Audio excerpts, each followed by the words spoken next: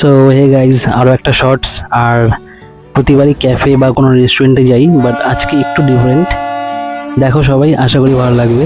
তো আমাদের আজকে উদ্দেশ্য ছিল বারুইপাড়া। বর্ধমান লোকাল কর্ডে করে আমরা পৌঁছে যাচ্ছিলাম বারুইপাড়ার উদ্দেশ্যে। প্রথমে কিন্তু বালি পৌঁছাতে হবে, বালি থেকে তোমাদের চেঞ্জ করতে হবে।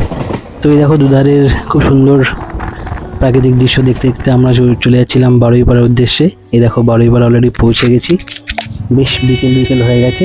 আর ওখান থেকে আমরা অটো করে নিয়েছিলাম ব্রহ্মদত্ত ধাম যাব বলে।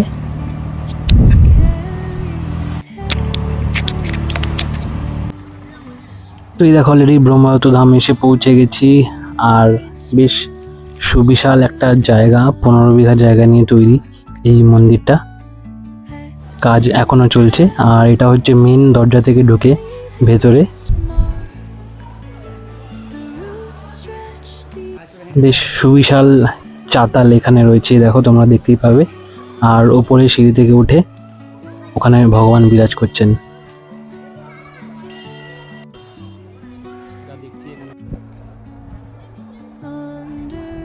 তো এখানে কিন্তু প্রতিদিন সকাল 8টা থেকে রাত 8টা অবধি পুজো নেওয়া হয়।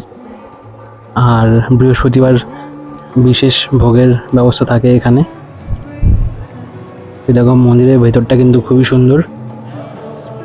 আর একটু মন্দিরের ভেতরে ঢুকে কাছ থেকে মূর্তিটাকে দেখলে তোমরা বুঝতে পারবে এটা আসলে ব্রহ্মা বিষ্ণু ও মহাদেবের একটা রূপ, ভগবান দত্তাত্রেয়। আর আজকের বাইরের আকাশটা তোমরা দেখো গাইজ, খুব ড্রামাটিক ছিল। বহুদিন এরকম আকাশ কিন্তু দেখিনি।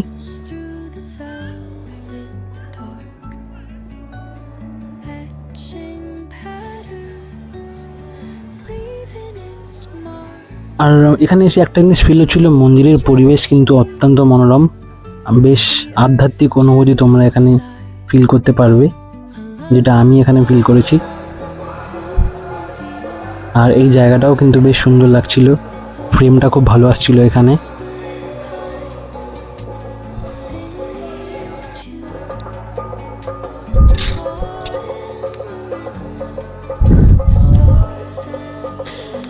তো আজকের বিকেলটা কিন্তু গাইস আমার খুবই ভালো কাটলো।